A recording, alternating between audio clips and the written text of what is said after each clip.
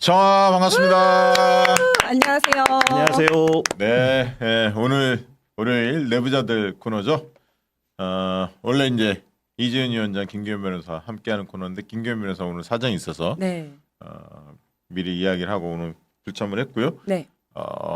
2부에 김병주 의원이 오늘 출연하는데 오늘 김기현 변호사 못 나오는 그 자리에 저희가 어렵게 모셨습니다. 네. 모포에서 가도 올라온 최일권 국장입니다. 안녕하세요. 최일곤입니다. 네. 네. 아니 근데 본인이 설명하시기로는 어렵게 모신 게 아니라 전속 땜빵 요원이라고 말을 어렵게 이런 말을 해줘야죠. 말을. 지난번 저희 뭐 전당대 개표 방송 때도 예, 했었고 그렇죠. 지난번 이제 총선 때 네. 목포에 도전했다가 네. 너무 늦게 뛰어들어서 고생만 하고 예, 잘 안 됐죠. 두 사람 다 잘 안 된 사람들이야. 어떻게 해요? 한 사람은 벽보를 붙여본 거고 아, 한 예. 사람은 못 붙여본 거죠. 이준 위원장님이 저보다 훨씬 낫네요. 예. 예, 이게 사람이 벽보를 붙여본 사람하고 못 예. 붙여본 사람하고 이게 신분 등급의 차이가 있거든요. 네. 후보자. 이준 위원장님도 예. 혹시 빠지실 일이 있으시면은 네. 미리 저한테 말씀 주시면 알겠습니다. 제가 땜빵 띄워드리도록 하겠습니다. 얼마 전에 저 김기현 변호사가 어젠가 그젠가 뭐 페이스북에 글 올렸는데 네. 강혜경 씨 네네. 그 공익 제보자잖아요. 그런 공익 제보자 본인도 해봤잖아요. 지금 네. 하고 있고 그러면서 굉장히 힘든 걸 많이 느꼈는데 도움을 주고 싶다고 강혜경 씨 공익 제보하는 부분에 있어서 무료 변론 한다고 오. 그 소식을 또 페이스북에 올리셨더라고요. 야, 역시 역시 안 계시지만 박수를. 네. 의리 있어. 예, 의지. 네. 이재은 위원장께서는 어떻게 보냈습니까 최근에? 예. 저 그냥 잘 지내고 있습니다. 지난주도 음주 감으로 달리셨나요? 아유, 저 술 못합니다. 술 못합니다. 네. 없어서 못하는. 네. 그리고 지난주 말에는 네. 네, 우리 규탄 대회 김건희 특검. 거기 김건희 참석하셨고 특검 알아. 네, 규탄 대회. 지역에서 많이 가셨나요 우리 당원들이나 네, 지지자들? 많이 갔었고요. 네. 또 이제 가서 굉장히 이제 그 분위기가 굉장히 뜨거웠어요. 뜨거웠었고 또 하나 특징적인 거는 보통 이렇게 가면 지역위원회에서 30명, 40명 이렇게 만들어서 가거든요. 네. 근데 저희가 같이 간 사람들 외에도 마포 쪽에서 많이 오셨더라고요. 그렇죠. 네, 그래서 저희 뭐 민주당이 아니신 분들도 많고, 근데 너무 진짜 못 참겠어서 나왔다 이러면서 여쭤봤더니 나 마포 공덕동에 산다 아니면 도화동에 산다 이렇게 말씀하시더라고요. 그래서 거기서 처음 뵌 분들도 있고, 네. 그랬었어요. 끝나고 이렇게 모임 했습니까 따로? 아니 그냥 인사하고 식사만 하고, 네. 예. 음주하지 않았습니다. 네. 자 오늘 짚어볼 일이 너무 많죠. 민주당이 드디어 그 의총에서 네. 투쟁을 결의했는데 그 소식도 좀 다뤄야 할 것 같고요. 또 전쟁 위기 이 네. 국면에서 김병주 의원님 이야기를 좀 들어봐야 되는데 심상치 않습니다. 그리고 오늘 이제 대통령 그 시정연설이 있었는데 대통령 불참하고 네. 불참한 이유가 그런 거라는 거예요. 뭐 민주당이 이제 탄핵을 외치기 시작했다. 말은 그렇게 하지만 네. 이재명 대표 재판 때까지는 어떻게든 버텨보자. 야당과 대화를 안 하겠다. 이런 속셈이에요. 그래서 이제 그 얘기도 좀 분석하고 네. 한동훈 의원이 오늘 이제 그 좀 치받은 얘기도 왜 그런지 그 명태균 게이트도 좀 얘기하고 AI 정치 토크 이런 거를 1부에서 좀 다뤄보고요.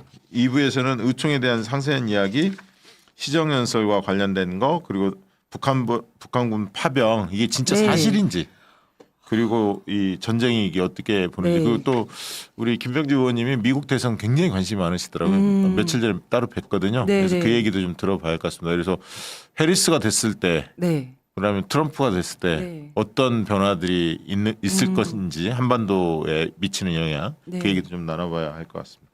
자 먼저 여론조사 좀 따끈따끈한 거 몇 가지 좀 소개해 드리도록 하겠습니다. 대통령 지지율 지난주에 가장 그 낮게 나온 데가 어딘지 아세요?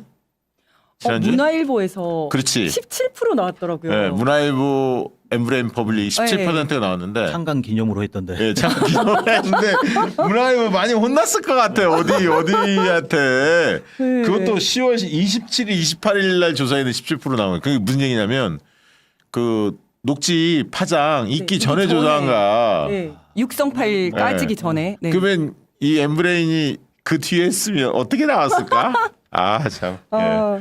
그런 어떤 상상 속에서 기쁘게 네. 맞이했었는데 지난주에 여러 조사가 있었는데 일단 여론조사 꽃부터 시작을 해볼게요. 네. 여론조사 꽃에서는 금요일 날 토요일 날 조사를 했는데요.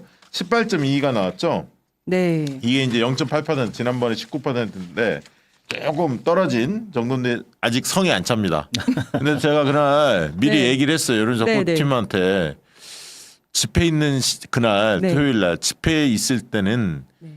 조사를 좀 피하는 게 좋다. 왜냐하면 안 울려. 전화를 그러네요. 못 받아요. 못 받아요. 아, 그럴 것 같아요. 근데 거기에 지금 최소 10만 명이 30만 명 대규모 그렇죠. 네, 그 네. 사람들이 운집에 있는데 민주당 지지층이 네. 당연히 영향을 미치거든. 네, 그래서 그렇죠. 가급적이면 그때 오후 1~2시부터 저녁 한 5시까지는 실사를 하지 말고 저녁 시간에 집중적으로 하든가 오전에 하든가 그랬는데 이제 이걸 이제 미리 얘기를 해줬었는데 나도 뭐 별 생각 없다가 토요일 날 생각이 들더라고. 그래서 네. 얘기를 해주는데 어쩔 수 없이 또 조사를 이미 할 수밖에 할 수밖에 음. 없는 상황에서 오전에 이야기를 했더니 그래서 그게 약간 영향이 있어요. 사실은 네. 0. 몇 %라도 영향을 줍니다. 그래서 이제 실제로 그때 조사 안 해서 나는 17%대로 떨어졌을 예상을 것이다. 해요. 네. 근데 어쨌든 18.2가 나왔고요. 그리고 그래서 이 18.2는 역대 최저치입니다. 네. 여론조사 꽃에 대통령 지지율 최저치를 찍었고요. ARS 조사는 22.4를 기록했는데 ARS 조사에서도 0.9%포인트 하락을 했죠. 네. 하락을 했는데 특이한 거는 리얼미터와 동일한 방식이잖아요. ARS 네. 조사 방식이. 리얼미터도 공교롭게 딱 22.4가 나왔습니다. 오, 정확하다고 봐야겠네요. 아니, 정확하다 보기보다는 공교롭지. 근데 이 리얼미터에서도 2.2%포인트가 하락을 했어요. 그러니까 네. 크게 하락했고 아무래도 이제 갤럽이나 리얼미터에서 지지율이 오르고 내리면 좀 언론이 많이 달아주잖아요. 그래서 네. 오늘 이 조사도 갤럽 네. 조사와 함께 많이 언급이 돼서 네. 한동훈이 좀 목소리 내는데 좀 힘이 실리는 뭐 그런 양상인데 그러면 국민의힘이라도 그러면 지지율이 잘 나와야 하는데 그렇지 않았거든. 네. 자 아까 리얼미터 보여드렸고요. 갤럽도 한번 볼까요? 갤럽이 이제 20에서 19로 내려갔다는 거 아까 많은 분들 지난주에 알고 계시죠? 갤럽은 화수목 이렇게 조사합니다. 근데 화수목을 조사하면 네. 화요일 날 수요일 날 거의 대부분 조사가 끝나고요. 네. 수요일 날은 조금 보정 작업이에요. 안 잡힌 데만. 근데 이제 그 화수목이니까 목요일 날은 그런 조사하는데 목요일 날 오전에 그 녹지 파장이 목요일 날 오전에 발표했거든. 네. 그러니까 실제로는 갤럽 조사에서 그게 다 반영이 안 된 거예요. 아, 그러네. 화수요일 날 주로 네, 조사하기 그리고 때문에. 19% 찍었다. 예, 그럼에도 불구하고 19% 찍었다. 뒤에 넘겨주시면 문화일보 처음으로 요즘 들어서 이쁜 짓. 뭐 의도한 바는 아니겠지만 어쨌든 결과로서 네. 본인들도 17%. 깜짝 놀랐을 것 같은데. 네. 그래서 네. 언론이 19% 갤럽 거는 쓰는데 네. 문화일보 거는 물론 타 언론사 조사를 잘 안 쓰기도 하지만 네, 네. 너무 낮으니까 네. 이거 썼다가 잘못하면 골로 갈 것 같으니까 보도를 거의 안 했어. 그러다 이제 갤럽이 19%그 뒤에 나온 거거든. 네. 문화일보가 먼저 나왔어요. 오히려 먼저 나왔는데. 먼저 진짜. 나왔는데 잘 언급 안 하다가 갤럽 나오니까 묶어서 이제 이야기 하더라고요. 용기 가져라. 아, 그러니까. 15% 나와서 좀 쓰셔라. 그러니까요. 기사를 좀. 네. 그리고 정당 지지율 한번 볼까요? 정당 지지율은 민주당이 여론조사 꽃 같은 경우는 46.6, 전화면접 조사, ARS 조사 52.5 이렇게 와. 나왔고요. 그래서 민주당이 전화면접 조사는 1.1%포인트 상승을 했고요. ARS 조사도 1.7%포인트 상승을 했고 국민의힘은 전화면접 조사에서 2% 하락, 그리고 ARS 조사는 1.7%포인트 하락을 했습니다. 양당 간의 격차는 전화면접 조사 19.3, ARS 조사 24.5 이렇게 나왔는데 네. 지금 보시면 리얼미터 조사도 이제 꽃 조사와 비슷하게 쫓아갑니다. 그래서 넘겨보실래요? 리얼미터 조사의 갭이 리얼미터는 민주당이 47.1 네. 그리고 국민의힘 29.4 29.4. 그러니까 약 한 18% 정도 차이니까요. 여론조사 꽃과 비슷한 흐름을 좀 보이고 있다. 이 정도로 많이 벌어졌다. 네. 이렇게 보실 수가 있을 것 같고요. 현안 몇 가지 조금 말씀을 올리면 자, 꽃에서 현안 조사를 좀 했었죠. 조작된 그 비공표 여론조사 있었지 않습니까? 윤석열 후보에게 그러니까 네. 홍준표가 될 수도 있지 않았냐라고 네. 이야기됐던 네. 이 부분이 이런 조작이 없다면 경선 결과 어땠을 것 같냐라고 여쭤봤을 때 1위 후보가 바뀌었을 수도 있을 것이다라고 응답한 게 61.5, 66.3 각각의 전화면접 조사, ARS 조사 그렇게 나왔고요. 네. 순위에는 변화 없을 거다라는 게 32, 25.8 각각이 나왔습니다. 네. 자, 넘겨보시면 이 조사는 또 뭐냐면 대선 당일날 네. 그 누구죠? 아, 신용환 맞죠? 네, 네, 신용환 교수. 신용환 교수. 네. 신용환 교수가 대선 당일날 회의 때 봤다. 네. 이 얘기를 했잖아. 명태균의 그 미래 한국 연구소 네, 네. 비공표 조사. 강혜경 씨 자료랑 정확하게 일치하는 자료. 그렇죠. 네. 그래서 이게 어떻게 캠프에 이 보고서가 전달됐다고 보시냐라고 물어봤어요. 후보나 관계자를 통해서 전달됐을 것이다. 우연히 유출된 자료가 들어갔을 것이다. 이렇게 이제 보기 항목을 이렇게 해봤는데 우연히 들어갔다는 건 13.4 전화면접 조사, 네. ARS 조사 9.0에 네. 불과했고 상식적으로 말이 안 되잖아. 그러니까요. 이건 76.7, 71.3으로 압도적으로 후보나 관계자를 통해 전달됐을 거예요. 그렇죠. 이 부분에 국민의힘 지지층을 잡아보면 국민의힘 지지층에서요. 후보나 관계자를 통해서 들어갔을 것이다. 전달됐을 때 이게 그러니까? 국민의힘 지지층에서 더 높아요. 네, 10% 포인트가 넘네요. 높아요. 네. 그러니까 이제 국민의힘 지지층도 이거는 야 좀 너무 이거 심하지 않나? 카바치기 어렵다 이거는 양심이 그러니까. 예, 찔리지. 신 교수님이 그걸 저장하고 계셔가지고. 그러니까요. 그분 되게 꼼꼼한 성격이시거든요. 꼼꼼하더라. 네. 내가 그런 분들 많이 못 봤는데 네. 그 파일명 이럴 때도 네. 저장하고 전화번호를 저장할 때도 보면 누구 소개로 그걸 오. 명확히 적더만. 그러니까 그 이번에 폭로했잖아요. 신용환 교수가 그 김건희의 뭐 이번에 그 뭐죠? 경제비서관인가 뭐 아니 국정기획비서관이 누구 있었잖아. 네, 네. 무슨 종가 김동종. 뭐 무슨 김광종가 뭔가 있잖아. 네. 그분. 누구 어. 통해가 그 사람 통해가지고 그 전화번호를 딱 적어놨는데 아 누구한테 소개 이렇게 해가지고 소개 아. 뭐 이런 거 딱. 김동조. 네, 김동조. 네, 네. 하여간 우리 사악한 건이나라님 감사합니다. 우리 네. 그 시청자들 수준이 굉장히 이렇게 높아요. 자 넘겨볼까요? 그리고 통화 녹취 관련해서 김영선을 좀 해줘라 이거 네. 이게 이제 공천 개입으로 골로 가는 거 아닙니까? 네, 사실상 네, 네. 김건희와 윤석열 둘 다. 그렇죠. 그런데 이게 공천 개입에 대한 증거다 대통령이 이렇게 묻는 거와 그다음에 보기 항목 또 한 가지는 대통령이 명태균 듣기 좋으라고 아이. 말했을 뿐이다. 네. 이 의견에 대해서 공천에 개입한 증거다라고 의견이 66.4, 69.9가 나왔는데 ARS 조사 69.9 상당히 높은데요. 네. 명태균 듣기 좋으라고 말한 것뿐이다 19.2. 이거는 뭐냐면 네. 이게 사실은 이게 이제 그 한마디로 얘기하면 현행법에 날아가는 거잖아요. 이게 그렇죠. 사실은 네. 그렇지 않습니까? 공천 개입. 공천에 개입한 예, 거죠. 개입한 거니까. 공무원 중립 의무 위반. 그렇죠. 네. 역시 법률을 다루니까 변호사 자격증이 있는 네. 자, 이재인 위원장님. 네. 사무실 냈습니까? 개업은 했어요. 했어요. 네, 근데 사건도 들어오긴 하는데 제가 좀 골라가면서 하고 있어요. 오. 지금 잠깐 얘기를 하면 네. 왜냐면 사무실을 개업하고 네. 막 사건들이 들어오긴 하는데 네. 어떤 거는 주민들끼리 너무 첨예하게 대립하는 거는 네. 이쪽 변호를 하면 저쪽이랑 완전 그런 것도 첨예해지잖아요. 들어오는구나. 네. 그래서 이제 상담하러 들어오는데 그거는 제가 간단히 상담만 하고 다른 분 소개시켜드리거나 이제 이해를 구하고 아니면 제가 맡기 좀 곤란한 예를 들어서 뭐 성범죄 가해자 변호 이런 것들 들어오는 거예요. 그래서 그거는 좀 힘들다. 뭐 다른 사건을 좀 가려 네, 가지셔야. 맞아. 네. 그럴 수밖에 없어. 네. 마약, 그런 면이 성범죄 있네요. 이런 거는. 알겠습니다. 그리고 네. 북한 자극 메시지 관련해서 한교훈하고 신원식 실장 이에 대해서 어떻게 생각하는지 물어봤는데 전쟁을 유도하는 위법한 발언이라는 게 63.5, 67.9로 높았고요. 사적 대화이므로 별 문제 없다는 거는 29.5, 21.6에 머물렀습니다. 마지막 탄핵 필요성에 대해서 윤 탄핵 필요성 필요하다 65.6 전화면접 조사 ARS 조사는 69.3이 나왔는데 하루빨리 70이 넘어가기를 학수고대하고 있고요. 네. 흐름을 한번 보여줄래요? 그 뒷장 보면 그래프를 한번 보시면 추이가 나와 있는데요. 그 뒷장은 없습니까? 예.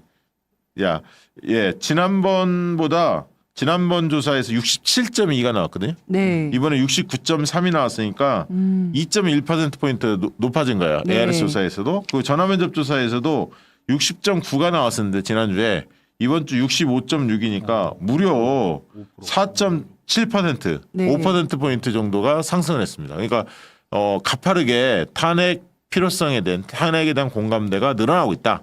네. 추세가 그리고- 그렇게 잡혀버렸네요. 네. 그리고 이제 부울경에서는 벌써 60% 가까이. 네. 부울경에서. 네, 네. 59.3%고 60대에서도 66.6%네요. 탄핵해야 된다. 네. 70대가 지금 조금 버티고 있죠. 네. 근데 이게 이제 지금 상황이 탄핵 국면 초입으로는 들어간 것 같은데 네. 어쨌든 꼭지를 좀 따야 돼. 그 꼭지가 김건희 탄핵이에요, 사실은 특검. 네, 특검. 김건희 특검. 네. 김건희 특검을 관철시킬 수 있느냐 없느냐가 굉장히 중요합니다. 네, 네. 왜냐하면 성취감을 하나 느껴야 하거든, 사람들이. 네, 네. 그리고 야 해냈다, 음. 뭐 더 치고 나가자, 뭐 이런 느낌이 줘야 하기 때문에 민주당으로서는 반드시 정치력을 발휘해서 그리고 이 국민적인 이 탄핵에 아니 김건희 특검에 대한 여론을 모아서 네. 관철을 시켜야 하는데 자 오늘 그 얘기 해봅시다. 지금 뭐 오늘 정가 얘기하기 전에 용산이나 국민의힘에서 이런 네. 여론조사 10%대 막 이렇게 나오잖아요. 네, 네. 뭐 어떤 반응들을 보이고 있다고 알고 계십니까? 근데 국힘에서 그 누구시더라 이름을 잊어버렸는데 어떤 의원이 이렇게 얘기했더라고요. 아니 지지율 별로 중요하지 않다. 맨날 안 나오면 이렇게 안 중요하다고 얘기를 해요. 애써 무시하는 중요하지 않다. 지금 뭐 지지율 관련해 가지고 허위 여론조사 이런 얘기들도 나오는데 이게 뭐 중요하냐 이런 식으로 애써 무시하는 그런 반응들이 좀 있더라고요. 말은 그렇게 하지. 그러나 이 국민을 이기는 정치가 없어요. 민심을 이기는 정치가 없습니다. 결국에는. 맞아요. 결국에는. 용산의 자세가 틀려본 게 지난번 운영위원회 국정감사 때 보면은 정진석 비서실장 나와서 아니 뭐 법적으로나 상식적으로나 뭐 문제 없다라는 식 아닙니까? 그거는 제가 보기에는 진짜 성난 민심에 이제 기름을 붓고 있는 것 같아요. 전혀 현실 감각 없는, 그렇죠. 공감의식도 없고 현실 감각도 없는. 저러다가 진짜 큰일 나겠더라고요. 야, 근데 그때 천하람이 완전 뭐 됐어. 막 뭐 얘기하다가 개혁신당 지지율 막 얘기하니까 네. 2%도 근데 2%.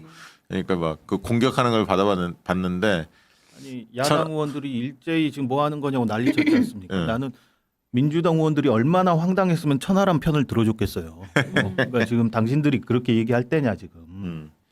자 오늘 민주당에서 의총에서 릴레이 밤샘 농성이죠. 농성, 네. 네, 노텐돌에서 매일 8시에 모여서 철야 농성하겠다 이렇게 네. 선언을 했고요. 오늘부터 당장 진행하죠. 네. 오늘부터 14일까지 네. 진행을 하는데 11월 달을 김건희 특검의 달 이렇게 명명을 했고요. 총력전을 펼치겠다는 거고 그리고 전 국민 비상행동의 달로 규정을 했습니다. 그 얘기는 김건희 특검 촉구 그리고 전쟁 만대 두 이슈를 가지고 전 국민이 나서달라. 지금은 비상시국이다. 네. 행동해달라. 네. 그 요청을 드리면서 먼저 국회의원들이 먼저 나서겠습니다.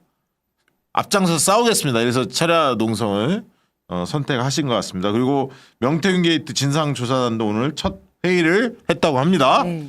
자 오늘 그리고 그 전에 이재명 대표가 금투세 폐지 발표를 했죠. 네. 개인적으로 어떻게 보셨습니까? 요 관련해서 일단 VCR을 한번 볼까요? 이재명 대표 말씀하신 내용 한번 들어보도록 하겠습니다. 꽤 오랫동안 미뤄왔던 금융투자소득세와 관련된 말씀을 좀 드리도록 하겠습니다. 원칙을 따지면, 가치를 따지면 당연히 금투세를 개선 후에 시행하는 게 맞습니다.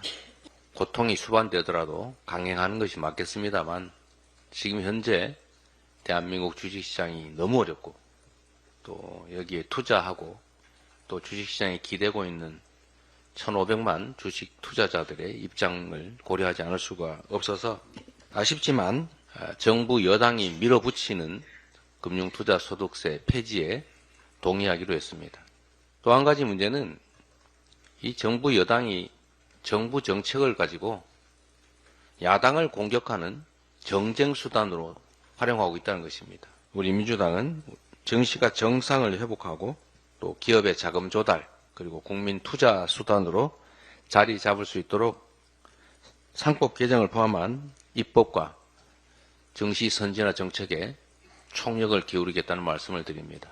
근본적으로 자금 조달 시장으로서의 주식시장이 제자리를 잡을 수 있게 투명하고 공정한 시장으로 변화시켜야 하고 또 대주주들이 횡포를 부릴 수 없게 하고 또 산업경제정책을 충실하게 준비해서 대한민국 기업들에 대한 국제적 신뢰가 제고되도록 하고 특히 한반도의 구조적 리스크를 줄이기 위한 노력을 기울여야 하는데 완전히 반대로 가는 이 정부 정책 참 실망스럽습니다.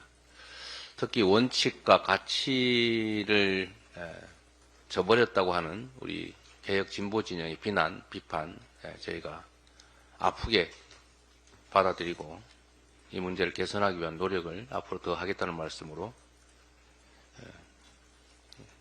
이 문제에 대한 얘기는 마치도록 하겠습니다. 네, 당초 민주당에서 이제 이 문제 가지고 네. 굉장히 뜨겁게 논쟁을 했죠. 네. 그러나 이재명 대표는 사실 처음에는 보완 후 시행 네. 또는 유예 네. 이쪽에 이제 방점이 좀 있었어요. 원래 이제 5천만 원까지 면제 한도를 돼 있는 거를 1억까지 올리겠다 이런 어떤 방안들을 고민하셨다가 네. 이렇게 한다고 해결될 문제가 아니구나. 네. 왜냐하면 상법 개정 문제라든가 여러 가지 네. 보완해야 할 점이 너무 많다 보니까 그러면 차라리 폐지하고 제대로 이 상법 개정이라든가 주식시장 선진화 이 정책들을 마련한 이후에 시행하는 게 맞겠다 이렇게 방향 결정한 것 같고 정쟁의 수단으로 계속 좀 끌고 들어가고 맞아요. 있잖아요. 네, 네. 어. 저도 사실은 굉장히 아쉽습니다만은 대표님의 결단을 정말 이해를 하는데요. 그러니까 대표님께서 원칙적으로는 강행하는 게 맞지만 주식 시장이 어렵고 여당이 계속 정쟁 수단으로 삼는다 이 말씀을 하셨잖아요. 저희 지역위원회에서 민주당끼리 이렇게 모여서 우리 당원들끼리 있는데도 이 금투세 얘기가 나오면 엄청난 논쟁이 벌어져요. 그렇죠. 생각이 서로 다르죠. 예, 예. 네. 그래서 어떻게든 이걸 빨리 마무리 짓는 게 좋겠다는 생각이 들더라고요. 그리고 오늘 이제 그 얘기하면서 꼬집었어요. 김건희 주가 조작 네. 이런 것 때문에 맞아요. 불공정하고 예, 예, 예. 맞습니다. 불투명한 네. 시장이 형성된 거 아니냐. 네. 그다음에 이제 최근에 코리아 디스카운트 군사적 긴장 네. 전쟁 위기 이것 때문에 외국인 외국인 그 투자자들이 다 떠나는 거 아니에요. 떠나고 네. 우리 자본도 지금 해외로 나가고 있는 맞습니다. 상황이고. 그래서 이제 주주의 그 충실 의무를 규정하는 상법 상법 개정에 개정. 적극적으로 나서겠다 네. 이 얘기를 좀 했는데 저도 개인적으로는 이 의견을 좀 드렸어요. 제가 아는 몇몇 의원들 뭐 지도부들한테 왜 이 얘기를 드렸냐면 지금 이제 한반도 이 전쟁 발발 위기가 굉장히 커져 있는데 그래서 네. 외국인들이 주식 안다는 사람들은 한국에 있어서 주식 가장 위협 요인은 뭐니 해도 이거다. 코리아 디스카운트 이 그렇죠. 전쟁 위협이다. 네. 그래서 외국인들이 안 들어오는 거다. 이게 첫 번째인데 네. 이걸 가지고 만지작거리니까 더 키우니까 이제 그 물론 삼성전자 뭐 여러 이유도 있지만 사실 본질적인 게 이 문제거든요. 맞습니다. 그래서 근데 주식 투자자들의 반응이 뭐냐면 근데 이들을 누군가 선동을 해서 마치 주식 투자자들 개미 군단들 네. 개인 투자자들은 금투세 문제 때문에 지금 주식이 이 좀 꺼진 거 아니냐 이런 식의 착각들을 가지고 있고 그런 감정을 갖고 있다는 거예요. 막 선동하는 사람들도 많이 네, 있었잖아요. 네, 네.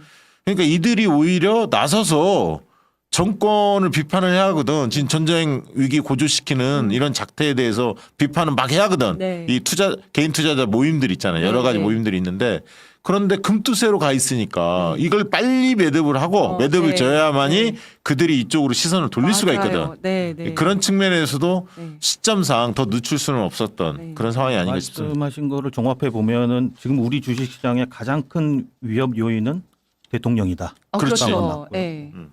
두 번째 제가 보기에는 우리 이재명 대표께서 과거에 우리 김대중 대통령님이 말씀하셨던 서생의 문제의식과 상해의 현실 감각 이걸 그대로 보여준 거 아주 잘하신 결정이라고 봅니다. 아니 사석에서도 그 얘기 많이 했는데 그 이재명 대표가 DJ 네. 노선 DJ 같이 쳐라. 예. 예 많이 네. 그 뭐랄까 본받고 싶어 하시고 닮으시려고 노력하시고 리더십도 그렇고 그렇게 그 지금 변모하고 계시죠. 예. 저는 이번 결정 보면 딱 김대중 대통령님 생각나더라고요. 예. 자 그리고 아까 이제 장애투쟁 아까 갔다 왔다 네, 네. 하는데 네. 투쟁의 열기가 어떤 것 같습니까 민주당 쪽에? 일단 굉장히 뜨거웠고요. 그 현장 분위기는 굉장히 뜨거웠고 거의 그 지하철 뭐 출입구를 이렇게 막아야 될 정도로 사람들이 굉장히 많이 몰려들었었어요. 근데 네. 좀 신기했던 거는 경찰 추산하고 그 주최 측 추산이 너무 차이가 많이 나가지고. 경찰 출신이잖아요.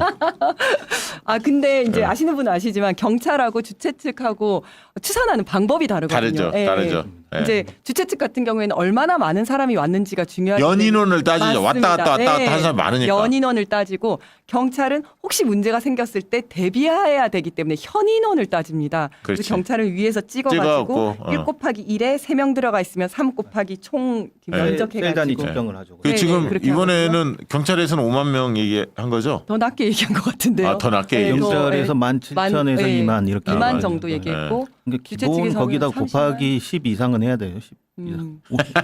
우리가 박근혜 대통령 탄핵 때 이제 경험이 있지 않습니까? 네. 그때 기준으로 보면은 기본 곱하기 10은 해야 된다.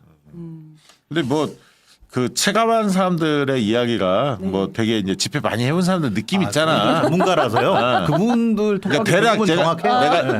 제가 대충 들어보니까 네. 최소 10만 명은 넘은 것 같다. 많게는 2, 30만 얘기하고 10만 명 최소 넘었다. 뭐 이런 얘기를 많이 하시더라고.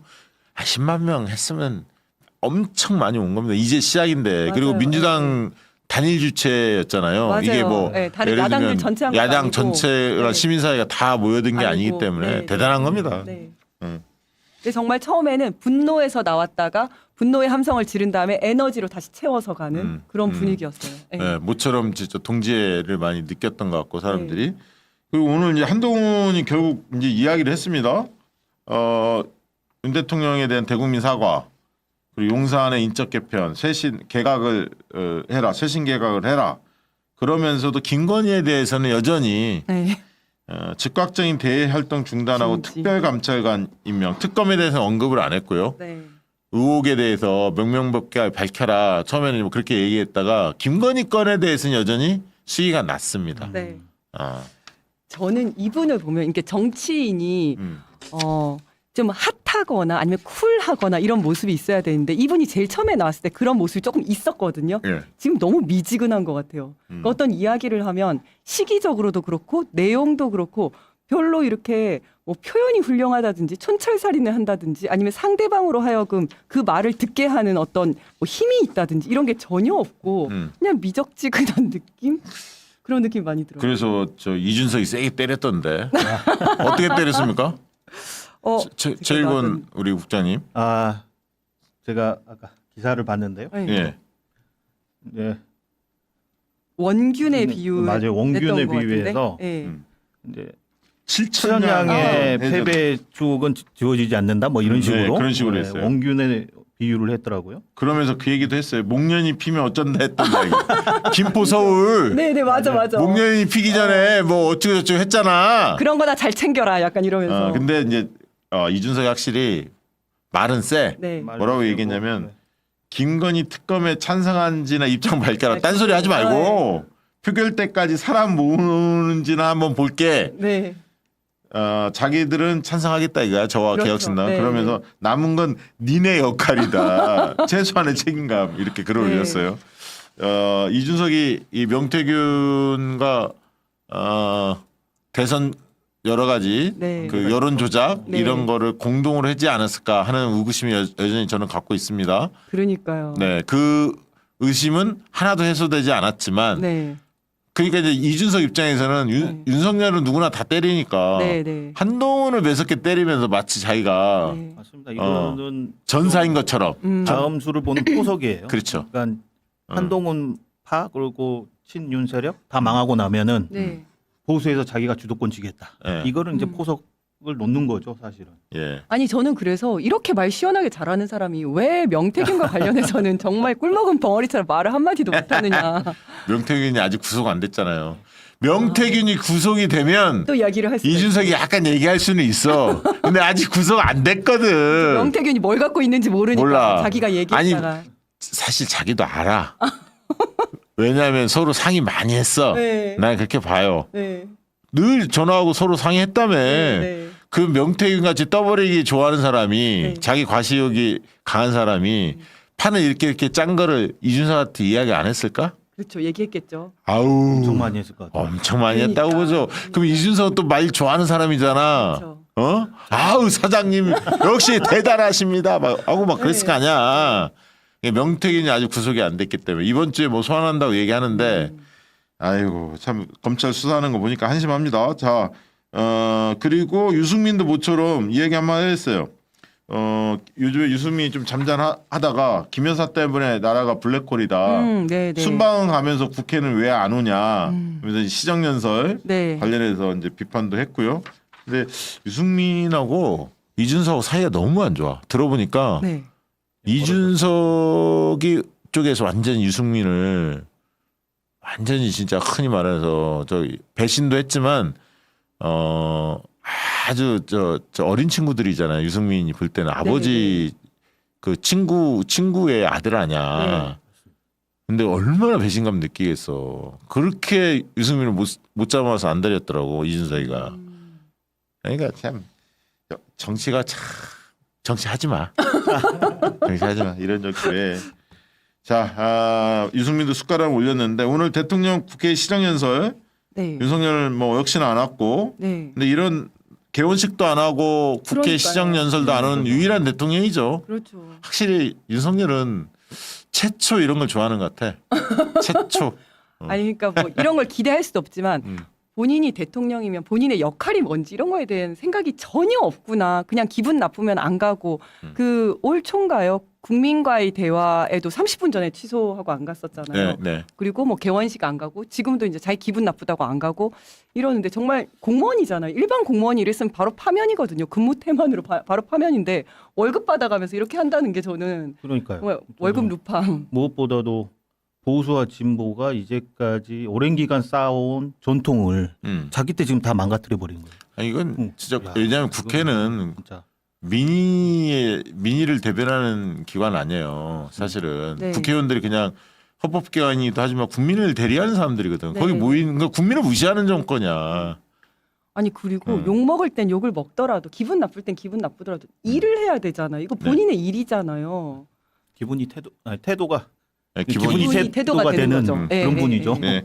자 한번 볼까요? 예산안 설명 관련해서 영상 한번 보도록 하겠습니다.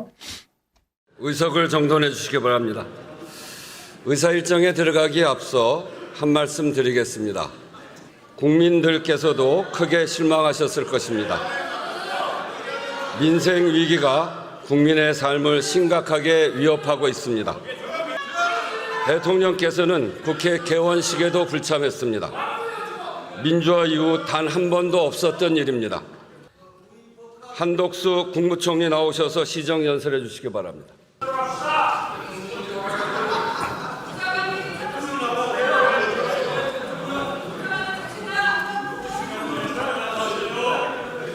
정부 출범 이후 지난 2년 반 하루도 마음 편한 날이 없을 정도로 나라 안팎의 어려움이 위해 당장 하지 않으면 안 되는 절체절명의 과제들입니다. 정부는 어떠한 어려움이 있어도 4대 개혁을 반드시 완수해낼 것입니다. 네, 밖에서는 그 들어갈 때 네. 민주당 의원들이 피켓 시위를 했어요. 네, 김건희 네. 뭐 특검해라, 공천 개입 해명하라 네. 이런 피켓을 들고 시위를 했고요. 자, 뻔한 얘기 했습니다. 사실은 뭐 그 4대 개혁에 대해서 네. 뭐 노동, 뭐 교육, 연금, 의료 다 엉망진창 만들어놨는데 그거 하겠다 뭐 이런 얘기들 했고. 근데 이제 예산안 이번에 예산안 심의 때 가장 주목되는 내용 중에 하나가 검찰 특활비. 네. 요거를 정청래 법사위원장께서 영수증 없는 거는 다 없어라. 한 푼도 안 주겠다. 네.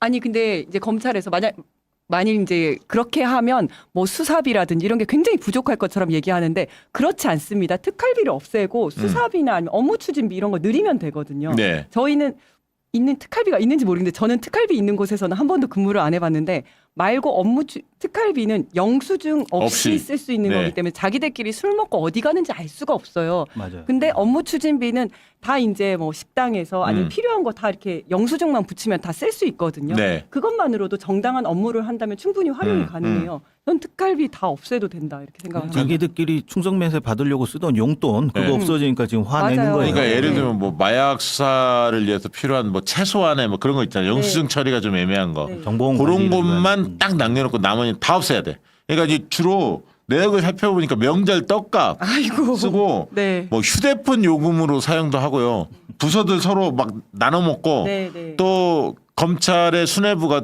저기 이제 옷 벗고 나가기 직전에 몰아쓰고 네. 하고 쫙 나눠주고 네. 같이 회식하고 그냥. 회식하고 네. 이런 걸 밥 먹듯이 한 거예요. 그래서 검찰 특권의 대표적인 게 이런 특활비인데 맞습니다. 네. 그래서 지금 이거 다 자르겠다고 하고 그것을 정청래 법사위원장이 이야기하니까 심상치 않은 거야. 남들은 그동안에 국회의원들은 앞에서는 얘기하고 뒤에서 네. 대충 타협하고 이렇게 갔는데 네. 아 정청래거든. 이거 만만치 않거든. 그래서 검찰에 좀 초비상이 걸렸다고 합니다. 물상이네. 정청래 멘붕. 위원장이 예결 소위의 위원장한테 그렇게 지시를 했고 네. 또 예결이 가서 검찰들이 작업해가지고 다시 늘리더라도 담당 상임위원장이 동의를 안 해주겠다는 얘기까지 해버렸으니 아마 실제 이번에는 진짜 깎일 것 깜깜이 같은데요. 되겠네요. 네. 상임위원장이 동의 안 해주면은 증액이 최종적으로 안 되거든요. 네.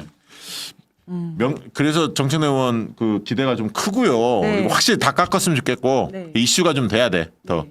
그리고 명태균 게이트는 막 계속 터지는데 네. 제가 그 얘기는 하나 드릴게요. 이 명태균이 6월 달에 네. 그 대선 끝나자마자 6월 달에 청와대 그러니까 용산이죠. 지금 밖에서 용산 대통령실에 정기 여론조사를 수주하려고 했었다. 강혜경 씨가 네. 그렇게 증언을 했잖아요. 네. 대화가 있잖아요. 네.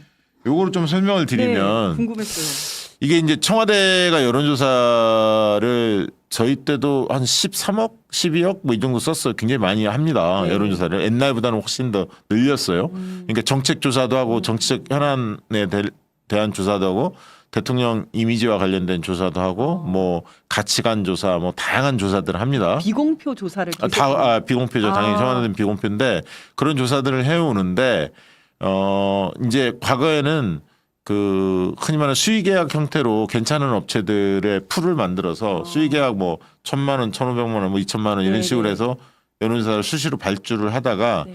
정기 여론조사를 이제 발주할 때가 있어요. 네. 그러니까 1년 동안 한 달에 한 번씩 뭐 12번 얼마 이렇게 해서 정기적으로 하고 나머지는 그냥 수의계약 형태로 이렇게 준 적도 있고 근데 네. 이걸 이제 제도를 조금 바꾸면서 어떻게 했냐면 정기 여론조사에서 지지율 관련된 조사하는 업체 네. 그다음에 뭐 정책 조사하는 업체 정치 현안을 관련된 조사하는 데 업체 뭐 이런 식으로 주제별로 좀 나눠서 그거를 1년씩 통으로 계약을 합니다. 네. 보통 요즘은. 근데 그거를 아무한테나 주는 게 아니라 제한 경쟁 입찰을 붙여요.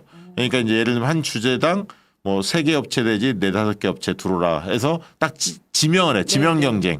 제한 경쟁이 네. 그거거든요. 지명 경쟁을 해서 그 업체만 응찰할 수 있도록 이렇게 제한을 두는 이런 방식으로 보통 해왔거든요. 근데 명태균이 주장하는 건 ARS 조사를 좀 해보고 싶은 거예요. 근데 청와대는 전통적으로 보면 전화면접 조사나 온라인 웹 조사나 이런 걸 중심으로 하되 ARS 조사는 별로 안 했다가 네, 네. 문재인 정부 뭐 이명박 정부 박근혜 정부 때도 조금 했겠구나. 그럴 때 ARS 조사를 좀씩 했어요. 네. 왜냐 긴급한 사안이 발생할 때는 ARS가 빨리 대처할 수 있으니까 그걸 부분적으로 했는데 제가 듣기로는 이진복 수석이 처음 정무수석이었잖아요. 예. 근데 이진복 수석이 미래한국 연구소를 별로 안 좋아했다. 뭐 이런 얘기도 네. 있고 아직 그건 확인을 안 해봤는데 그런 소리가 좀 들립니다. 그리고 모 업체를 좀 좋아했다. 뭐 이런 얘기 다른 들리는데 업체. 네. 실제 어떻게 했는지 아직 확인이 안 돼요. 그러나 문제는 6월 달이었다는 거예요. 그럼 무슨 얘기냐면 6월 달은 되자마자 바로 집권 5월 9일 날 대통령이 취임했기 때문에 6월 달은 정기 여론조사를 못 붙입니다. 대개는 준비하고 어쩌고저쩌고 하면 네. 한 8월 달이나 보통 이렇게 들어가거든요. 8월이나 9월 달. 그러니까 그 전에 그냥 수의계약으로 발주하는 거예요. 그러니까 이제 명태균 씨가 잘 몰랐어. 용산 대통령실이 어떤 그 시스템으로 돌아가는지 여론조사를 말턱이 있나 이 인간이 그렇죠. 야매로 맨날 하고 지역에서 말이야 이렇게 하다가, 했으니까 예. 이제 그런 부분에서 거창한 꿈을 꿨을 텐데 네. 벽에 부딪힌 느낌이 들고요. 이거는 아마도 이런 여론조사로 지금 김건희 윤석열을 대선 기간 동안 내내 들었다 놨다 해본 경험이 있으니 이걸 지고 계속 가고 싶었겠죠. 그렇죠. 왜냐하면 여기가 3억 6천 못 받았다고 하니까 네. 그걸로라도 정기 여론조사 뭐 이런 걸 따내면 네. 2억 뭐 3억 이런 식으로 되거든. 한 3억 정도가. 이게 내년도 대통령실 예산 여론조사 예산이 국정 운영관리 연구 용역비로 19억 7,600만 원이나 잡혀 있다 그러네요. 19억? 네. 야, 더 늘었네. 많이 올렸네요. 엄청 올려놨구나. 그러니까 그 명태균 씨가 다른 용역을 떠나서 여론조사 쪽을 욕심을 낼 만해. 왜냐하면 비공표 조사니까 네. 미래한국연구소도 할 수가 있고 네. 그러니까 이제 위하고 이야기만 되면 할 수 있었을 텐데 미래 한국 연구소에 대한 견제도 좀 있긴 있었을 거예요. 명태균에 그 이제 예. 그때 특히 윤핵관들은 굉장히 싫어했다는 거 아니야 지금 명태균이랑 웬수했다는 거 아니야. 자기들 제끼고 다이렉트로 가니까. 김건희하고 김종인, 이준석 뭐 이렇게 이제 뭉쳐서 했다는 거 아니야. 지금 명태균이 작업을. 그러니까 이제 윤핵관 쪽에서 볼 때는 눈에 가시였겠지. 네. 특히 권성동이 초반에 실권을 잡았거든. 권성동 라인이. 네, 네. 나중에 장제원이 들어왔고 처음에 권성동 라인이 거의 잡았어요. 초반에는. 물론 이제 김건희 라인이 당연히 있는 거고. 그래서 뭔가 벽에 부딪히지 않았을까. 그렇게 이제 추정을 합니다. 그리고 이자가 비선 여의도 연구원까지 구상한 거야. 그러니까 그런 맥락인 거예요, 이게. 네, 네. 뭐냐면 저 비공표 조사로 자기 미래한국 연구소 조사를 계속했고 네. 왜냐하면 여의도 연구원이라는 게 주 기능이 여론조사 기능이기 때문에 네. 자기들이 자기들 몇몇이 모여서 네. 중요한 국정에 대해서 여론조사도 하고 거기에서 대응 전략 어떻게 나갈지 뭐 이런 거를 전략적인 방향까지도 세워보겠다. 거창한 꿈을 꾼 거야. 그러네요. 어. 본인이 대통령을 만들었다 생각하고 또 실제로 여사랑도 직접 통화하고 대통령 맞아요. 통화하고 하다 보니까 네. 충분히 그런 생각을 네. 할 만했을 것 같아요. 근데 이제 이게 그러면 어디선가 돈이 나와야 하는데 그런 여론조사를 할 수 있는 네. 그건 이제 현실적으로 보면 용산 대통령실 아니면 정당에서 네. 수주를 해줘야 이게 안정적이거든. 근데 이제 그게 안 된 거지. 명태균 입장에서는. 그런 내용들이다. 이렇게 좀 큰일 날 뻔했네. 예. 나머지 사안들은 좀 보시면 됩니다. 김영선이 뭐 이야기했는데 엉터리다. 거짓말 하고 있다. 강혜영 씨가 되받았고요. 네. 그다음에 뭐 명태균은 사익을 채우려 김영선을 매개로 고리로 국회 입법까지 법 바꾸려고도 막 했더라고. 네. 그러니까 자기와 관련된 거에 대해서는 뭐라도 다 해보려고 시도했던 네. 그런 정황이 드러나요. 산단도 정해 법도 예. 만들어. 그러니까 네. 본인이 10년 넘게 네. 그 국세를 체납해가지고 압류가 되니까 요거 압류 네. 빨리 풀어줄 수 있게 법을 바꾸려고 했던 거잖아요. 자, 우리 월요일 날 내부자들 코너에 가장 인기 있는 코너 AI 정치 토크로 도대체 한동훈을 알아보자. 네, 한동훈의 한동훈은- 전략을. 네, 한동훈은 지금 어떻게 해야 하는가 AI에게 제가 야, 물어봤습니다. 우리가 이거 컨설팅 비용 받아야 하는 거 아니야? 그러니까 한동훈한테? 저 이거 좀 괜찮을 것 같은데 네, 한번 좀 봐주시기 한번 바랍니다. 보시죠. 네. 한동훈 대표님. 네, 대통령 부인의 국정 개입과 범죄 행위로 나라가 혼란스러운 상황이야. 국민들의 대다수는 대통령 부인에 대한 특검을 원하고 있고 여당의 당대표도 부인의 자숙을 요구하고 있지만 대통령과 부인은 들은 척도 안 하고 있어. 여당 당대표의 경우 지지도는 낮고 여당의 주도권도 못 쥐고 있고 대통령과의 관계에서도 밀리고 있어. 다음 대통령을 희망하고 있는 여당의 당대표라면 지금 어떤 행동을 해야 할까? 충격적이고 창의적인 방법을 알려줘. 라고 제가 물어봤어요. 보시면 저는 마지막 게 굉장히 마음에 들었었는데 일단 하나씩 보실게요. 지금 처한 상황이 매우 복잡하고 어렵습니다. 여론이 부정적으로 흐르는 가운데 당대표가 실질적인 영향력을 발휘하기 위해서는 충격적이고 창의적인 방법을 모색해야 합니다. 라고 하면서 공개 시민 공청회를 개최한다. 당대표가 직접 국민 패널을 구성해서 일반 시민들로 하여금 대통령 부인에 대해서 이렇게 질문을 할 수 있도록 공개적인 저런 걸 한다. 이거 안 할 거야. 패스. 안 하겠죠. 이거 예, 안 안 해, 하겠죠. 안 해. 예. 한동훈 안 돼. 두 번째도 약간 비슷한데 국민투표 이벤트 이래서 뭐 플랫폼을 만들어서 국민투표하고 이 여론을 공식 정책으로 반영하겠다라고 발표를 하면 어쨌든 국민 목소리를 명분 네, 삼아서 네. 대통령실을 압박을 할 수 있으니 이건 뭐 여론조사로 다 알 수 있는 내용이니까. 알 수 있죠. 근데 이제 네. 본인이 약간 주도권을 잡을 네. 수 있는 방법을 한 것 같고 세 번째는 여당 내부의 개혁 전선을 선언해라. 그래서 기존의 정치적 지형을 재편하고 여당 내 개혁적 인사들을 대중적으로 내세우며 자신을 차기 대통령 후보로서 정통성을 강화하는 데 활용이 가능하다. 그래서 뭐 친한 이렇게 얘기하는데 그러지 말고 이제 뭐 국민 개혁 포럼이라든지 네네네. 동료 시민 포럼이라든지 네. 이런 거 하면 어떨까 생각이 들었고요. 동료 시민. 네, 네 번째 반대 진영과의 공동 촉구. 이거는 뭐 야당에서도 계속 얘기하는 건데 야당과의 대화를 통해서 대통령 부인의 문제를 함께 해결하기 위한 연대를 모색하고 공동으로 특검이나 조사위원회를 요구해라. 네. 그다음에 다섯 번째가 이게 내부 문건 공개하라는 거거든요. 한동훈한테 죽으라는 얘기 아니야. 저 얘기는. 한동훈 대표의 성격을 그 소심한 걸 몰라서 그랬을 수도 있는데 과거 문서나 내부 자료를 활용해서 대통령 부인의 개입을 직접적으로 증명할 수 있는 정보를 공개해라. 여섯 번째는 여당 의원들이 상징적 퇴진 서약을 해라. 그러니까 자기들에게 책임이 있다. 우리가 책임을 진다는 의지를 나타내며 이를 공개적으로 서명한 후에 SNS에서 중계해라. 저는 일곱 번째 게 좀 마음에 들었는데요.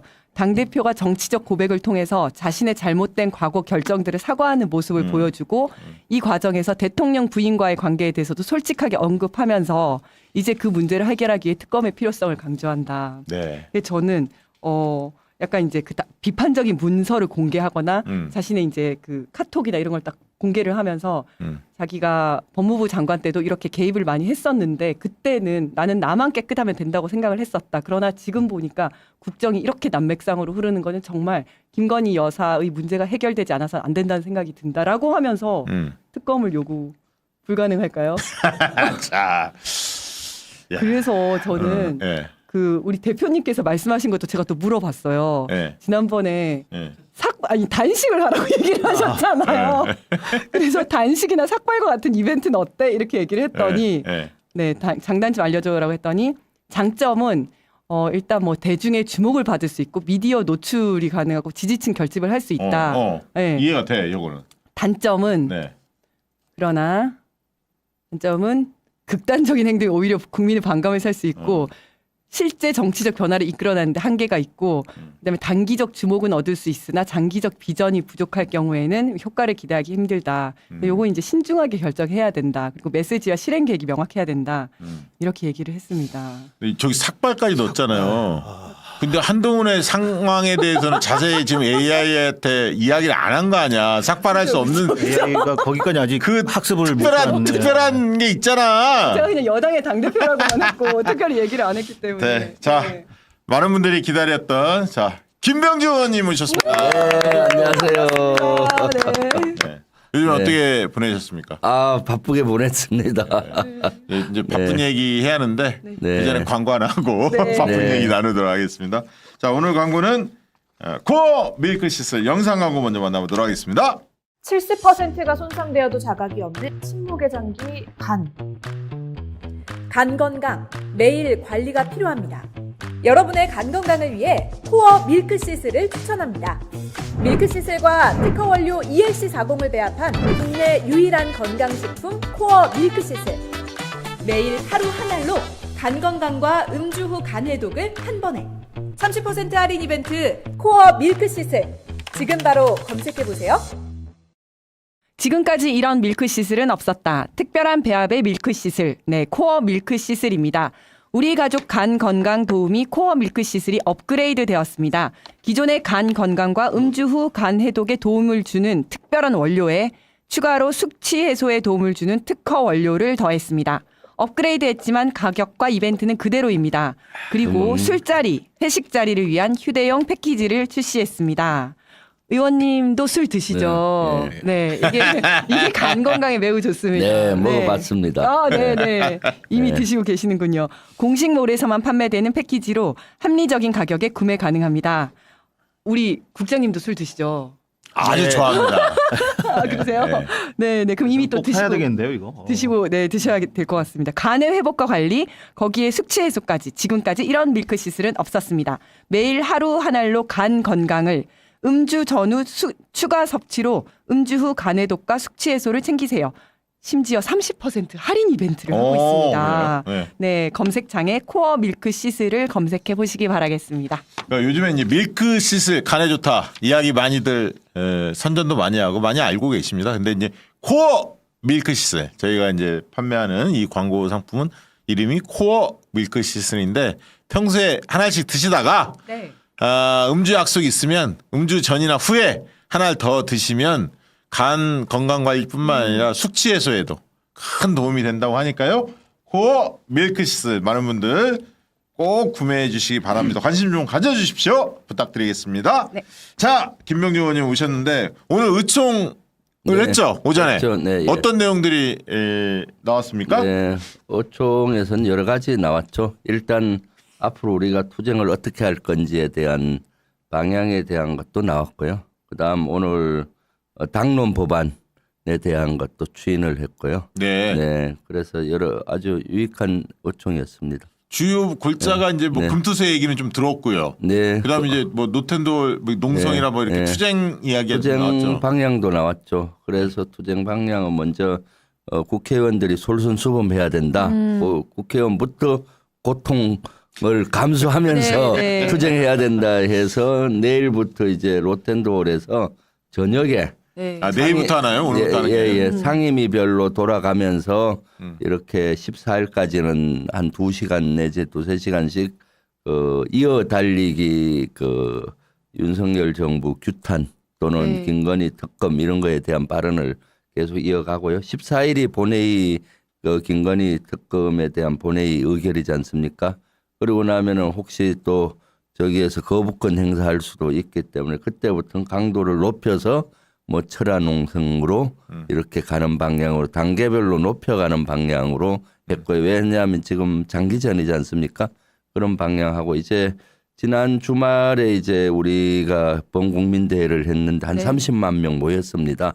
그래서 이러한 열기를 이어가기 위해서 이제 앞으로 주말마다 해야 되지 않느냐라는 의견이 있어서 그것은 지금 연구하고 있고요. 아 고민하고 네, 예, 있군요. 어떤 식으로 할 거가 좋을지 고민하고 있습니다. 그 다음에 이제 당론 법안이 중요한데 그것은 이제 개헌법에 대한 그러니까 당론으로 추인이 됐고 그다음 전쟁 지역에 살상 무기를 지원할 때는 국회 동의를 받으라. 네. 그리고 방산업체가 수출에 관계된 거는 이제 미국처럼 국회가 동의할 수 있는 그런 체크할 수 있는 권한 그런 걸 갖게 하는 법안을 이제 당론 법안으로 했습니다. 굉장히 네. 중요한 네, 네, 당론이 예. 실행이 되네요. 예, 예. 국회의원들 노텐도홀에서 철야농성 결의하니까 네. 아 우리 저기 힘들 텐데 뭐 이런 표정은 없었습니까? 아, 아닙니다. 지금 되게 의지가 결연했고요. 예. 사실 박시영 대표님이 팁을 많이 주셔가지고 제가 최고위원 회의하고 할 때도 그런 아이디어를 많이 제공을 했어요. 지난주.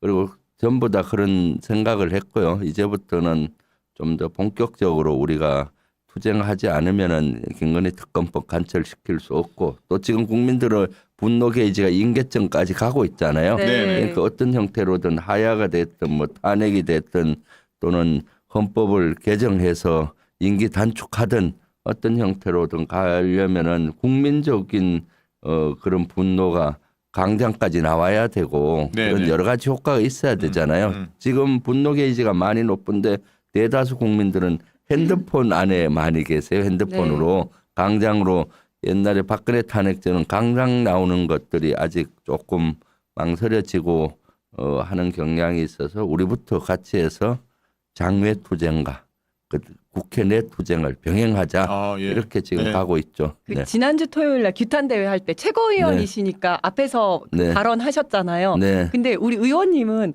항상 그 발언하실 때 네. 굉장히 분노 게이지를 올리면서도 분위기를 굉장히 밝게 만드는 매력이 있어가지고 무대체질이라 네, 무대체질. 그리고 그 네. 특징점이 뭔가 말씀하실 때 3번 하시잖아요. 네. 예. 특검을 주셔야 됩니다. 약간 이런 네. 식으로. 근데 네. 그게 굉장히 시그니처 같아요. 네, 시그니처. 그렇죠. 네. 그것이 이제 사실은 연설하고 장에서 대중 연설은 달라요. 네. 거기에는 반복해야만이 가슴이 끌어올라요. 맞아요. 윤석열 정권을 추락 시킵시다 하고 맞아요. 네. 윤석열 정권을 끝장 맞아요. 네. 가슴이 좀 네. 뛰잖아요. 네. 네, 네. 아니 지난번 최고의 선거에서도 연설이 뭐 너무 진짜. 백미였죠, 네. 백미 네. 진짜 네. 현장 연설. 네. 국회 오늘 시정연설에서는 어떤 얘기들이 좀 분위기는 어땠습니까? 아, 밖에 막 피켓팅하고 막 그러던데. 분위기 안 좋았죠. 우리가 피켓팅도 하고요. 네. 사실 의원들 중에 일부는 우리가 굳이 대통령 시정연설도 아니고 대독하는데 가야 되느냐. 우리도 국회 본회의장 들어가지 말고 보이콧하자. 이런 의원님들도 많았어요. 네, 네. 분노가 많은 거죠. 그렇지만은 윤석열 대통령이 이제 자기 책무를 안 한다고 우리까지 안 하면 되겠느냐. 그렇더라도 예산은 국회 고유 권한이잖아요. 네네. 그래서 끝까지 듣자 하고 참석을 했고요. 사실 그건 저는 뭐 잘했다고 보는데. 네, 네, 그렇죠. 그렇게 해야죠. 그래서 왜냐하면은 뭐 윤석열 대통령하고 똑같이 하면은 우리가 그럼요. 똑같은 네. 사람 되잖아요. 네. 지금 사실 오늘 시정연설은 아주 중요한 시정연설이잖아요. 네. 내년도 예산을 대통령 입장에서는 어떻게 쓰고 어떻게 해야 된다. 이해를 국민과 국회에 구하고 또 요청도 하고 네. 네. 이런 아주 중요한 예산에 관계된 시정연설인데 본인이 여러 가지 이유를 들어서 참석 안 했잖아요. 네. 이것은 대통령의 책임을 무책임한 행동이고 그렇죠. 민주주의나 국회를 무시하는 처사고 결국 국민을 무시하는 처사고요. 불통 대통령 이미지를 그대로 갖고 왔잖아요. 지난번에 22대 개원식 할 때도 87년 이후에 처음으로 안 나타나고 네. 네. 이번에도 안 나타나고 네. 도대체 뭐 자기에게 불리하고 하면은 뒤에 왜 숨습니까? 리더는 늘 앞장서야 되거든요. 저는 김건희한테 시정연설 하라고 하면 나왔을 텐데. 김건희한테 하라면 나왔겠죠? 드디어 내 차례구나. 막 이러면서. 네, 네. 자, 저기 얘기 오늘 김병준 의원님 나왔으니까 지금 한반도 상황이 너무 심각해서 네. 네. 그 얘기를 오늘 좀 자세히 좀 듣고 싶어서 모셨어요. 네, 네. 그렇게 하겠습니다. 그, 아니 그러니까 일단은 네. 팩트 체크부터 좀 여쭤보고 싶은데 여러 설들이 많아서요. 북한군 그 파병 관련해서 네. 뭐가 진실입니까? 지금 현재 어디까지가 우리가 믿을 수 있는 내용일까요? 북한군이 러시아에 파병한 거는 사실인 것 같고요. 왜냐하면 그것은 뭐 미국도 인정을 했고 나토도 인정을 했고요. 사실이고 어느 지역에 어떤 목적으로 투입될지는 아직 확인된 바가 없다. 그럼 인원수도 아직은 정확한 네, 건 인원수도 아니고. 정확하지 않는 것 같고요. 예, 왜냐하면은 다 다르잖아요. 사실 전쟁이 일어나면은 유언비어라든가 가짜 네. 뉴스가 난무합니다. 근데 그걸 네. 어떻게 우리가 가려봐야 합니까? 가짜 뉴스 너무 많잖아요. 뭐 네, 네. 북한군이 뭐 가자마자 다 괴멸당했다, 맞아요. 뭐 막 이런 얘기도 나왔었잖아요. 네, 네, 예. 그런 거는 미국에서도 공식적으로 나토나 이런 데서 는 아니라는 투도 나오는 것 같고요. 그래서 정보를 잘 확인해야 됩니다. 대부분 우리나라 언론이 나오는 정보는 우크라이나 발 정보예요. 네. 젤렌스키나 네, 네. 우크라이나 발. 우크라이나는 지금 사면초가 있기 네. 때문에 엄청 가장을 그렇죠. 해서 정보를 그렇죠. 냅니다. 왜냐하면은 북한군이 이렇게 많이 왔으니까 한국에 지원을 해달라. 나토 지원을 받아야 네. 되잖아요. 네. 미국에 지원해달라 이렇게 하니까 네. 가장되는 거고 또 우리가 만약에 창간당 같은 걸 보내면은 봐라 한국도 참전했다. 네. 그리고 나토 뭐 하냐 보내달라 해서 가장되게 이렇게 하기 때문에 젤렌스키의 그 정보를 우리가 많이 의존을 하는 것 같아요.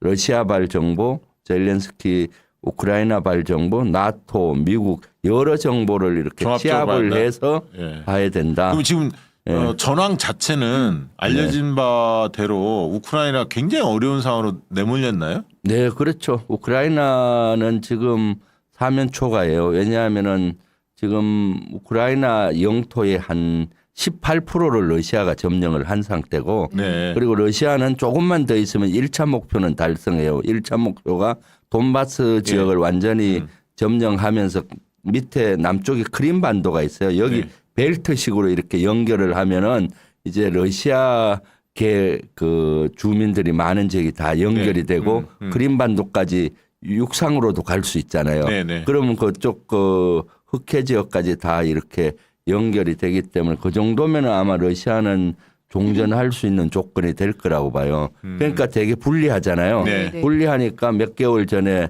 이걸 타개하려고 이제 사실 젤렌스키가 러시아 본토로 들어갔잖아요. 네. 근데 그것도 실패했어요. 원래 그쪽 지역을 쿠르스크 지역에 원정까지 확보를 해야 돼요. 가다가 이제 거기는 중지가 된 상태고 그러다 보니까 지금 대단히 코너에 몰려 있는데 왜냐하면 나토나 미국이 지원을 되게 소극적으로 해요. 네. 이것이 자칫 잘못하면 세계 전쟁으로 가기 때문에 전쟁 범위를 우크라이나 영토 내에서 하라는 거예요. 러시아 본토를 공격하지 말고 그리고 무기를 준 것도 러시아까지 공격하지 마라 제한을 두고 아주 제한 전쟁으로 만들려고 하는데 젤렌스키는 자꾸 확전을 하려고 아니, 하고 있죠. 그러면 러시아 입장에서는 승리가 이제 곧 눈앞에 있는데 굳이 북한군을 투입시킬 지원을 받을 이유가 별로 없는 거 아닌가요?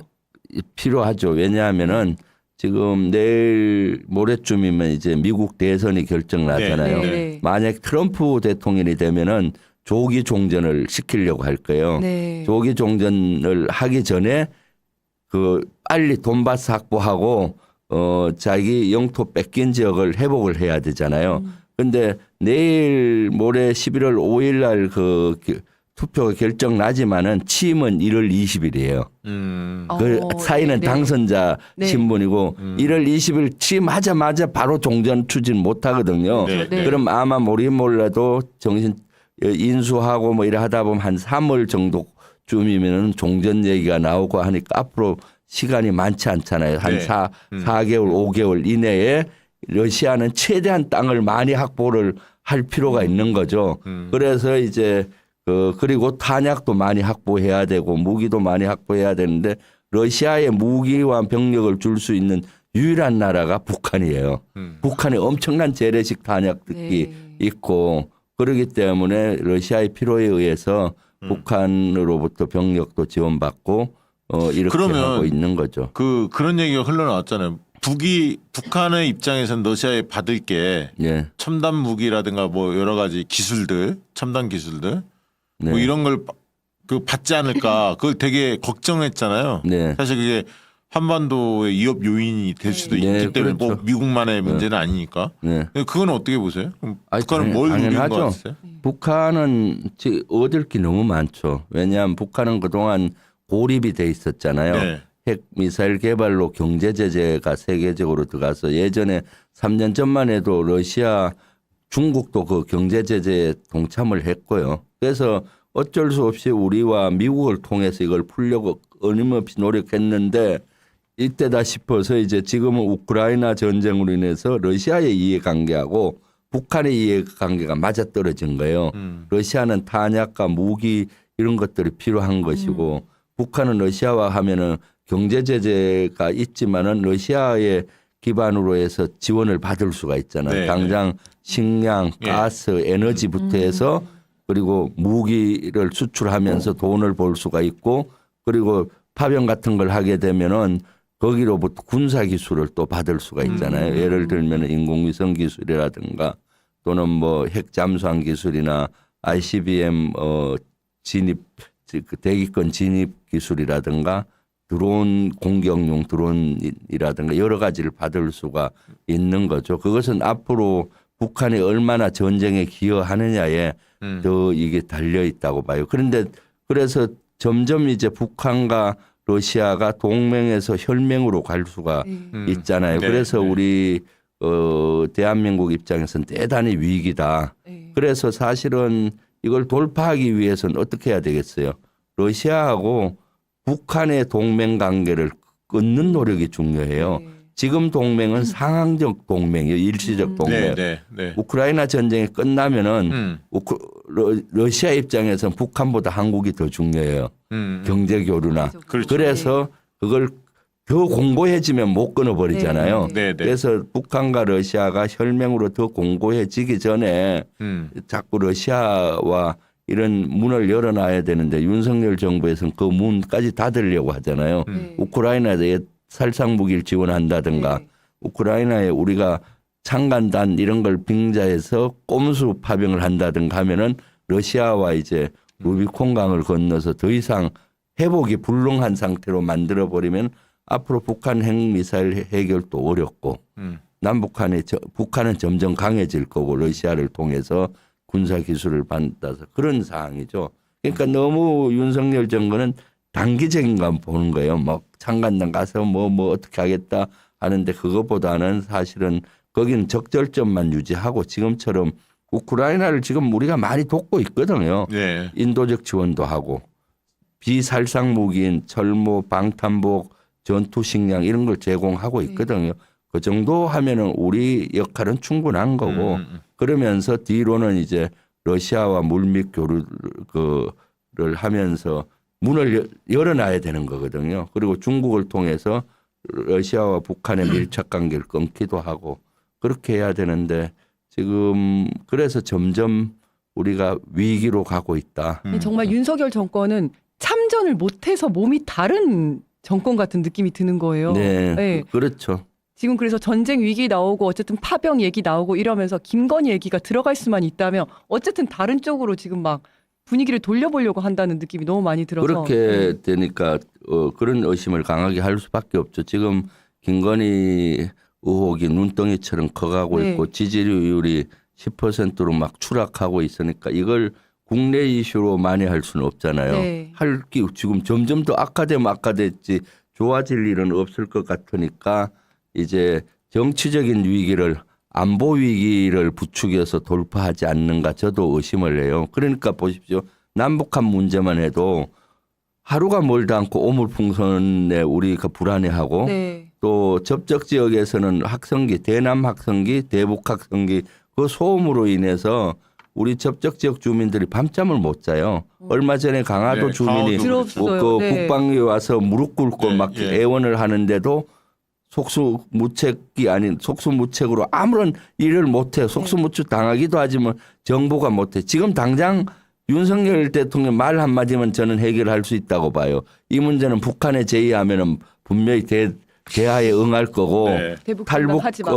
네. 단체들이 대북 전단 보내는 거 하게. 통제하고 네. 우리 대북 학생기 금지하면은 네. 이거 금방 해결되는 건데 그러니까요. 오히려 부추기잖아요. 네. 그리고 또 우크라이나 문제도 더 부추기는 거고.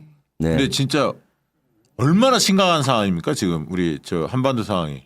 그러니까 내일 당장 전쟁이 일어나도 뭐 그럴 수도 있다. 지금 그런 정도의 상황까지 내몰린 겁니까? 아, 전쟁까지는 뭐 당장은 아니라고 보고요. 예.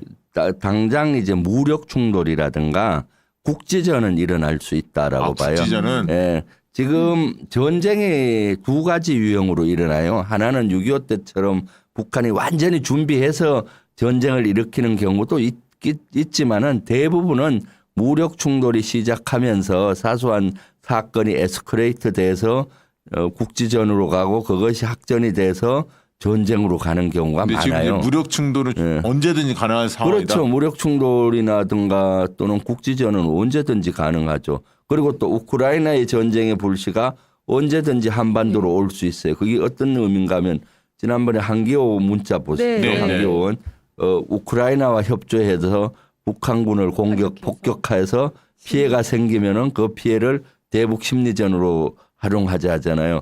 이제는 그게 전 세계가 다 알았잖아요. 네. 그 문자를 네. 이제 속내가 드러난 거 아니에요. 네. 그럼 우크라이나에 파병된 러시아 쪽에 파병된 북한군들이 폭격이라든가 피해가 났어. 그럼 북한 입장에서 어떻게 생각하겠어요? 한국이 한 거 아니냐. 대한민국이 사주해서 네. 했다 할 거 아니에요. 그렇죠. 그럼 우크라이나에는 우리가 만약 창간단을 보낸데도 몇십 명 아니니까 찾기가 어려워요. 그럼 우리 대한민국을 통해서 보복하려고 하겠죠. 그냥 가만히 있겠습니까? 그렇기 때문에 그 전쟁의 불씨가 대한민국으로 한반도로 가지고 올 수 있는 위험천만한 사항이다. 최일권 우리 저 국장이 국정상황실 청와대 네. 출신이거든요. 네. 그래서 이제 사실 이런 위기 관리에 대해서 누구보다 잘 아는 사람인데 뭐 궁금한 거 있습니까? 사실 이제 그 김병주 사령관님 시절에도 제가 네. 몇 번 뵀었고요. 저는 이제 드론을 이제 평양에 보냈다는 거. 네. 그 부분에 대해서 어떻게 평가하시는지. 저는 사실은 드론을 평양까지 보냈다는 거는 김정은을 실제 사살할 수 있다는 가능성을 보여준 거라고 보거든요. 그렇게 되면은 무슨 문제가 있냐면은 군부 통제가 어려워져요. 아니 위원장 동지 죽이려고 그러는데 우리가 사고 좀 쳤수다 하면은 국지전이거든요. 그렇죠. 그래서 이 아무래도 이게 연합사의 동의를 안 받고 보낸 거겠죠 이번. 그것은 뭐 많이 아직 보냈다고 확인은 되지 않는데 지금까지 보십시오. 처음에는 군이 아니었다라고 하고 네. 얼마 있다가 알려줄 확인해 수 줄 수 없다라고 네. 했고요. 최근에 보면은 저 국방부나 이런 태도들이 그동안 북한이 11번 무인기를 보냈는데 너희들은 사과 한마디 안 하고 뭐 이렇게 했는데 우리도 할 수 없다. 뭐 이런 식으로 나오잖아요. 네. 그러면은 군은 아니더라도 국정원이라든가 어떤 민간 단체들이 보내지 않았을까 하는 생각을 하고 있고요. 사실 그것이 우리가 뭐 국정원이든 어디든 간에 보낸 거는 사실 위험천만한 거죠. 그렇죠. 뭐 긍정적으로 보면 북한에 상당한 위협이 됐을 겁니다. 끔찍하잖아요. 네. 그 평양상공에 무인기가 나타나고 그 전단도 북한이 얘기하는 최고 존엄에 대한 욕한 가만히 있지 않잖아요. 네. 군부가 어떻게든 거기에 대해서 보복을 하려고 하고 그래야 충성심을 보여주니까 그런데 NCND로 유지를 하니까 또 지금은 아마 북한 입장에서 러시아에 파병하고 하면 거기에 정신이 팔려 있으니까 네. 그렇게까지는 못했으리라고 보여지는데 그렇게 해서 이런 것들이 전쟁이나 국지전을 부추기는 거 아닌가 네. 그렇게 해서 자꾸 유도하는 거죠.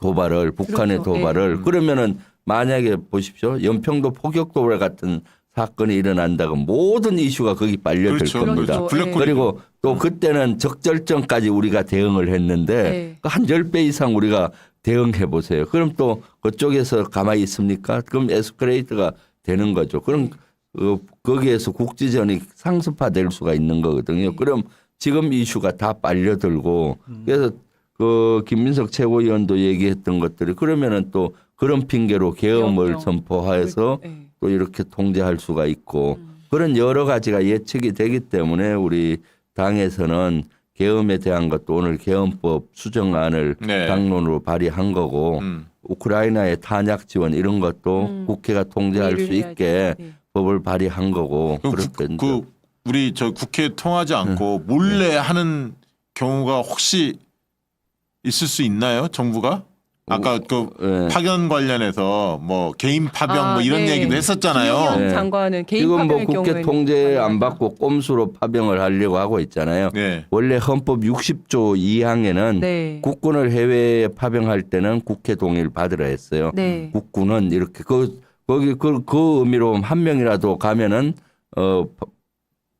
동의를 받으라고 하는데 네. 그 밑에 하부 법은 없어요. 네. 네. 그리고 훈령이 하부법이 있더라고요. 없으니까 국방부에서 자의적으로 네. 헌법을 해석해서 국방부 훈령을 만들었어요. 네. 훈령은 행정 규칙이에요. 사실 규제력이 별로 없어요. 거기에 이제 개인 파병과 부대 부대 단위 파병을 파병. 하고 부대 파병은 동의를 받으라 국회. 개인 파병은 안 장관 받을 수 정도 있다. 승인을 받으면 된다 이렇게 하고 그 내용 면에서도 우크라이나에 대한 내용은 없어요. 거기는 유엔에서 보낼 맞아요. 때 평화유지군. 평화유지군이나 네, 평화유지. 재난이 일어난 나라에 네. 재난 구호를 갈 때 옛날 IT 네, 같은 데 네. 갔잖아요. 그런 거거든요. 그거 그 네. 의원님이 갔다 오셨잖아요 옛날에. 그렇죠. 저는 인도 파키스탄에 네. 유엔 옵저버로 네. 갔다 왔는데 이거 유엔 옵저버는 중립적인 입장이에요. 인도 편도 아니고 파키스탄 편도 아니고 그 중립적인 입장에서 분쟁을 격하지 않게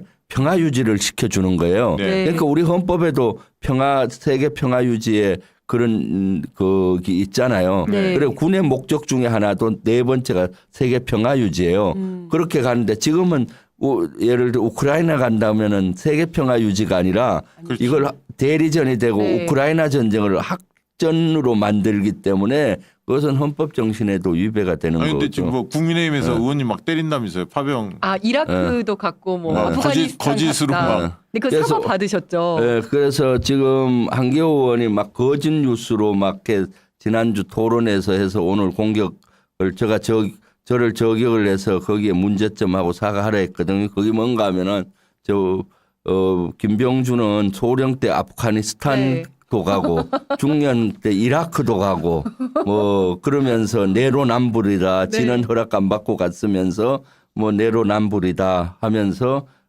이러니까 노동당 이중대 우리 당까지 저기했어요. 그러니까요. 노동당 무슨 이중대라는 소리 노동당이요. 듣는 거 아니냐 할 말이 막히면 빨갱이 놀이에요. 그럼 파병을 반대하면 다 빨갱인가요? 지금 지금 국민 10명 중에서 8분은 파병을 반대하잖아요. 네. 그럼 국민을 모두 그래서 제가 이거 가짜 저는 이라크나 가본 적이 아프가니스탄은 평생 가본 적이 없어요. 그러니까 그러니까 저걸 금방 알아볼 수 있잖아요.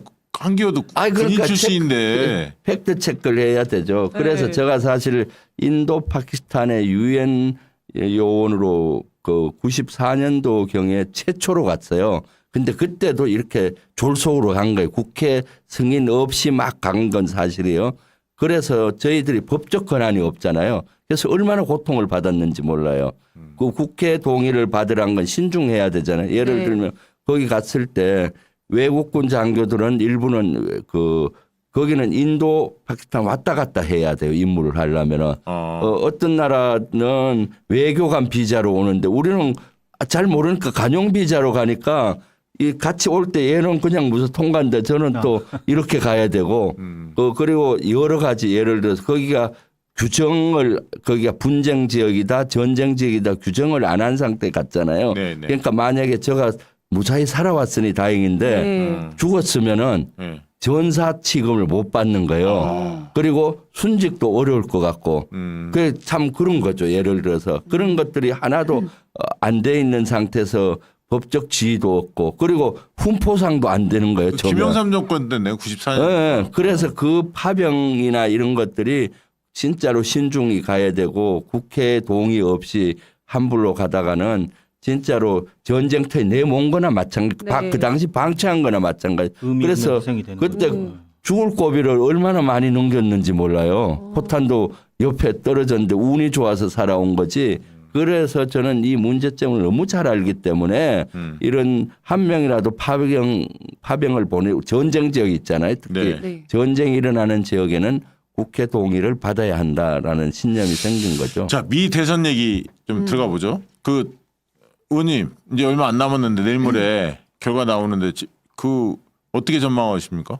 참 박빙이잖아요. 예. 네. 약간 트럼프가 약간 우세인 것 같아요. 제가 미국의 지인들한테 최근에 그것 때문에 계속 통화를 하고 문자를 주고 받거든요. 네. 근데 미국에 계시는 분들은 트럼프에 약간 더 비중을 두더라고요. 근데 지켜봐야죠. 선거는 까봐야 할잖아요. 그러니까 지금 네. 근데 열어봐야 여론조사 할잖아요. 막 이렇게 발표되는 거는 네. 며칠 전까지만 해도 트럼프 네. 우세를 하다가 네.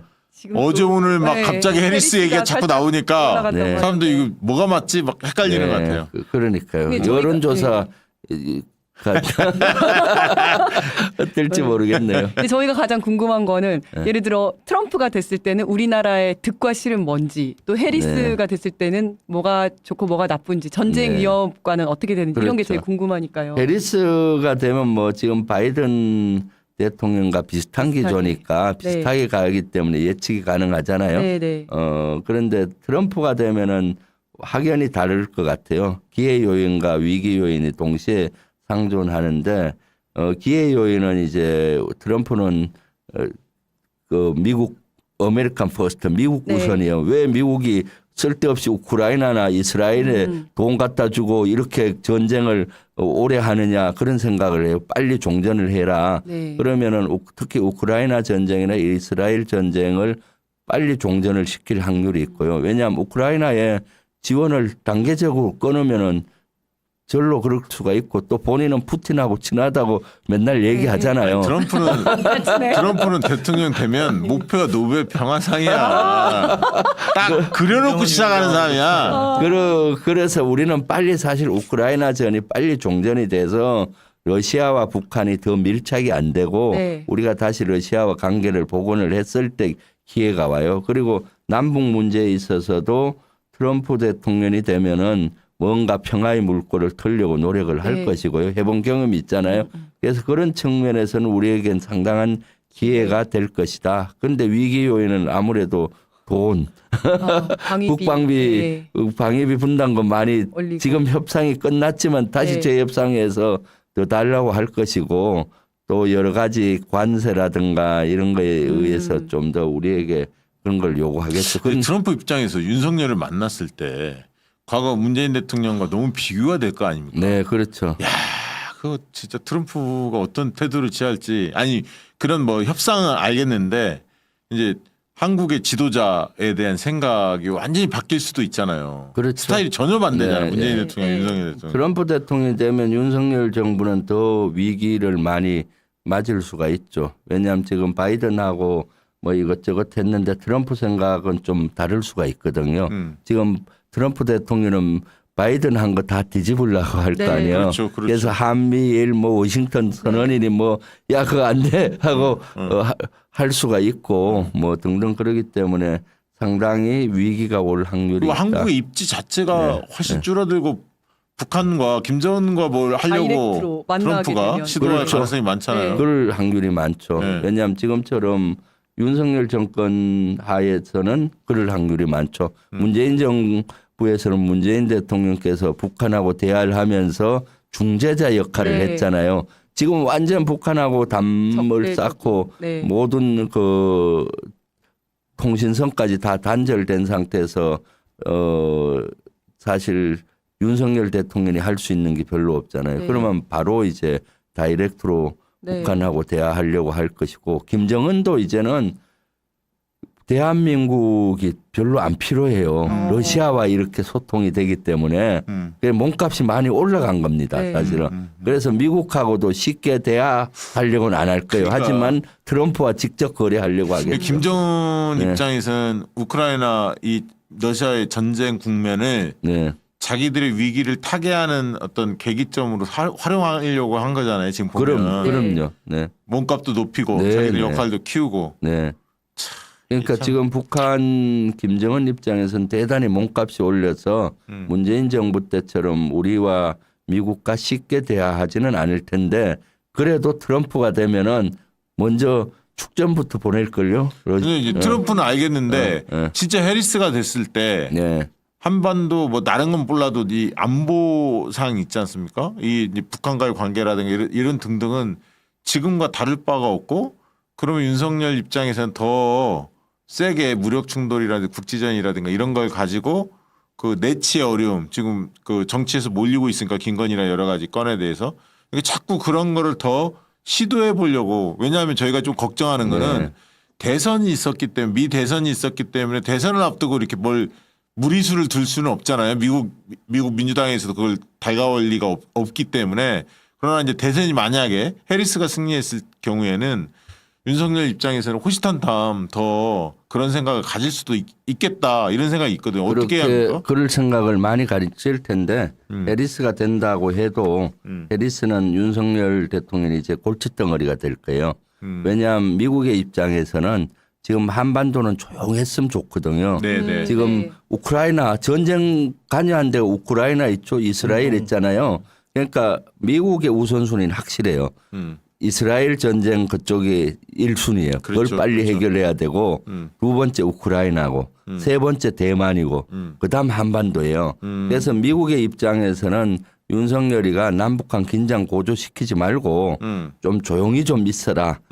이것이 미국 국익에 도움이 돼요. 네. 그래서 지난번에 왜 대북 학생기를 든다든가 뭐 이렇게 했을 때 그 유엔 사령관이 국방부 장관 찾아가서 긴장 고조하면 안 된다 뭐 이런 얘기를 했다 하잖아요. 네네. 미국의 스탠스는 그래요. 그래서 미국 말 잘 듣는 건 좋은데 긴장 고조에 대해서는 미국도 반대해요. 그러니까 해리스가 되면은 되더라도 지금 바이든 정부가 적절히 견제구는 날리고 있거든요. 더 이상 긴장하지만 우리가 다 해줄 테니까 하고 잠재우려고 하는데 윤석열 정권은 지금 어떻게든 지지가 추락하고 있고 네. 김건희 특검 이런 거를 만회하기 위해서 이거를 활용을 자꾸 하려고. 활용을 하려고 하겠죠. 네. 그러면 미 대선 결과에 따라서 민주당의 어떤 대응책이나 이런 것들은 지금 당연히 고민이 중요하다. 많죠. 네, 네. 최고위에서도 그런 토의를 많이 하고요. 일단은 내일 모레면 바로 발표 나잖아요. 네. 미국이 네. 우리보다 시간적으로 네. 하루 늦으니까 그래서 되면 바로 이제 축하 서한 같은 걸 네. 보내야 되잖아요. 네. 그래서 두 개 다 현재를 초안 그때 만들면 어려우니까 네. 어떤 우리 한반도 사항을 설명하고 어떤 스탠스로 할지 그런 메시지 같은 경우도 준비를 하고 이재명 대표의 네. 방미도 내년에는 네. 뭐 상반기나 이럴 때는 네. 새 대통령 취임하면 해야죠. 네, 추진해야 할 것 같은데요. 네. 그리고 또 외신 기자회담을 좀 하려고 해요. 이 대표께서 네. 선거 끝나면은 어느 당이 되느냐에 맞추어서 우리 대한민국의 상황과 더 네. 이상 긴장 고조는 안 된다 뭐 이런 메시지 우크라이나 전쟁에 대한 견해 이런 걸 다 담아서 외신 기자회견을 하면 미국에 또 그런 소식이 들리잖아요. 이거 중요하네요. 진짜. 그런 네. 것도 다수당이니까 우리가. 아 그럼요. 네, 네, 그런 것도 또 차기 우리가 정권을 잡을 확률이 그렇죠. 그렇죠. 네. 미국이 봐도 엄청 높잖아요. 예, 예. 그런 상황이고 그리고 또 의원단을 다시 한번 민주당 차원의 의원단을 미국에 보낼까도 검토 중이고요. 네. 또 이재명 대표님도 한번 미국에 갔다 올 필요가 있죠. 그런데 그런 시점은 언제냐가 문제죠. 네, 예. 최용국대 뭐 질문하실 거 혹시 없습니까? 저는 사실은 방금 중요한 얘기를 해주셔서 결과가 나왔을 때 미국 대선 결과가 나왔을 때 민주당 빨리 움직여야 되거든요. 있거든요. 그거는 당에서 그렇죠. 어차피 잘 준비하고 있는 것 같아서 다행이고 사실은 지금 정부 여당도 준비를 하고 있거든요. 그 예. 부분에 대해서는 국정원통에서 틀어붙인 한 사람 누구인지 음. 국내 인맥들 다 찾고 있고 쉽지는 않은 모양이더라고요. 그게. 그다음에 그거 하나 여쭤볼게요. 김태호가 네. 완전 외교안보 쪽 전반적으로 컨트롤 타워를 확실히 김태호가 완전히 장악하고 있는 겁니까? 그 국방부 장관 뭐 안보실장 다 허수아비다 이런 얘기도 있단 말이죠. 지금까지 뭐 그렇게 알려지고 있잖아요. 아니 그러니까 의원님 보시기에도 저도 그렇습니까? 그렇게 생각하고 있어요. 김태호 안보실 1차장이 거의 다 생각대로 지금 움직여지고 있다. 그래서 빨리 김태호 1차장 그만두게 하지 않으면은 안보 참사, 외교 참사가 이어질 수밖에 없잖아요. 예. 예. 한번 망가진 외교 관계가 네. 다시 리커버하기까지 엄청 시간이 오래 걸려요. 대표적 사례도 박근혜 대통령 때 대중 관계가 완전 박살났지 않습니까? 예. 근데 그게 문재인 정권을 거치면서도 다 회복이 안 됐어요. 그렇지, 그렇지. 지금 이 상황에서 특히 러시아 같은 경우에는 사실은 우리나라한테 장기적으로 필요한 나라거든요. 사실은. 그 박근혜 정부 때 사드 네, 그렇죠. 제일 컸죠. 네, 예. 네. 자, 그 끝으로 그런 얘기 한번 여쭤볼게요. 그 저기 의원님 손자병법 네. 네. 그 강의를 그렇게 많이 하셨다면서요? 네, 네. 그럼 이 전략과 전술 이런 거에 대한 탁월한 네. 저기 노하우를 갖고 계실 텐데 네. 요즘에 그 명태균이라는 인간 있잖아요. 그 네. 작자에 대해서 어떻게 평가하세요? 궁금하다 진짜. 그 안보 명태균과 전문가. 김건희가 뭐 영적 대화를 했다 네네. 하잖아요. 네. 손자병법에서 손자가 2500년 전부터 네. 명태균 같은 사람은 조심하라 했어요. 손자병법이 정확히 나와요. 모든 전쟁이나 모든 상황을 판단할 때는 점괘라든가 주술에 의존하지 마라. 정확한 정보를 가지고 판단해야 된다. 네. 대통령이나 리더는 그걸 얘기해요. 주술이나 점괘나 이런 걸로 하지 마라. 그 당시엔 그걸 믿는 사람들이 더 많았을 것 같아요. 그렇죠. 젊게 그때 이런 뭐 전쟁할 때 뭐 과학적인 게 이렇게 없으니까. 하고 뭐 지금도 용산이나 저런 데는 네, 네. 그렇지 않겠나 하는 의심을 하잖아요. 그래서 2500 영적 년 대화하는 전에. 예. 그래서 절대 명태균과 같은 사람을 가까이 하지 말고 듣지 마라 하는데 김건희 여사님이나 윤석열 대통령은 뭐 보면 항상 왕자. 맞아요. 네. 아니, 제가 또 이런 얘기도 들었어요. 네. 이렇게 탄핵 국면에 가고 국민들이 이렇게 원성이 큰데도 네. 되게 자신만만한 이유가 나의 운세에는 탄핵이 없다. 뭐 네. 이런 얘기가 있다고 하더라고요. 아, 그럴 수도 그래서 있죠. 굉장히 네. 뭐 하야가 있나 봐요. 그렇지만 저는 그 칼자루를 하나 갖고 있어서 그렇다고 봐요. 계엄이라는 칼자루. 그걸 아직 탁 피지 못했는데 그거로 모든 거를 통제할 수 있다라는 마지막 카드가 망상이 있고 있는 거지, 망상이. 그다음에 이제 윤석열 대통령이 저렇게 지지도가 추락하는데도 자신감 있는 것이 검찰이죠. 윤석열 대통령 잘하는 게 하나 있어요. 네. 그 권력기관 장악이에요. 네. 검찰 장악했죠. 네. 감사원. 경찰도 뭐 이렇게 했죠. 감사원 장악했죠. 군부까지 이제는 네. 완전히 장악됐기 때문에 이런 권력기관을 장악하면은 뭐든지 할 수 있다고 착각하거든요. 네. 최악의 경우는 계엄해갖고 내가 네. 하지 뭐 이런 생각까지 하고 있지 않나 하는 저는 강한 의심을 하고 있어요. 네. 진짜 그래요. 권익위도 그렇고 뭐 다 그렇죠. 권력기관을 어떻게 다 장악했잖아요. 그거 이제 방통위도 마찬가지고 다 네. 꼴통들을 가지고 네. 나이름을 딱 짰잖아요, 사실은. 네. 거기다가 언론까지. 언론, 네. 그나마 천만다행히 박시영 TV가 있으니까 이런 진실을 또 알려줄 수가 있잖아요. 기존 기존 매체들은 거의 막 근데 우리 장악해가고 있잖아요. 원래 네. 김영주 의원님이 네. 유튜브 굉장히 열심히 하십니다. 그 네. 지금 몇 만이시죠? 21만 3천인데 거기서 또 적체가 됐네요. 안 오르고 있는데 오늘 좀 올랐으면 우리 저 좋겠네요. 후원 계좌도 좀 김영주 의원님 후원에 농협 301-0273-7468-21 다시 불러드리겠습니다. 301-0273-7468-21 국회의원 김병주 후원에 여러분들 김병주 의원님 원래 뭐 돈이 그렇게 많은 분이 아니십니다. 부족해요. 지난번 최고위원 선거 때 고생 좀 하셨대요. 그래서 지금 통장에 많이 비어 있는데 국방 쪽은 네. 이 뭐 이해관계가 있는 단체들은 별로 없어서 진짜 여러분들 뜻 있는 분들이 후원해 주셔야 열심히 의정 활동 하실 수 있는데 특히 외교안보 지금 현안들이 워낙 네. 많이 터져서 김병주 의원님 꼭 필요합니다. 여러분들 적극적으로 후원해 주시기 아유, 바라고요. 감사합니다. 네. 사실 후원해 달라는 얘기를 제일 못해요. 그렇지. 아마 우리 대신. 정청래 의원 닮아야 돼. 그러니까 이지은 우리 그 위원장. 위원장님도 경찰 출신이다 보니까 맞아요. 이 공무원 출신 네. 특히 군 출신 경찰 제복 입은 사람은 돈과 무관하게 살았잖아요. 네, 네. 그냥 헌신하고 그러니까 돈 달라는 소리를 못해. 대신해줘서 고맙습니다. 네. 야, 많이 후원해 주십시오. 다들 어렵겠지만 이럴 때 또 같이 또 맞들어야죠. 10만 원까지는 연말 정산하시고 환급 받으시니까 그렇죠. 10만 원까지. 12월 달 되면 너무 다들 바쁘세요. 서로 뭐 기부하고 영수증 벌급하고 그게 바쁘실 테니까 11월 달에 하신 게 제일 좋습니다. 네. 박시영 씨이 슈퍼텍 날리시고 네. 저 부자에도 조금 해주시고 네. 1번 눌러주면 좋겠네. 자, 오늘 슈퍼챗 엄채우님 2분 보내주셨습니다. 목포에 아니 저희 강진에 사시는데 목포 자주 간다고 제1공국장 길에서 만나면 반갑게 인사드리고 예. 응원하겠다고. 육사심이 들고 직관을 가겠다고 이지은님이 오세요.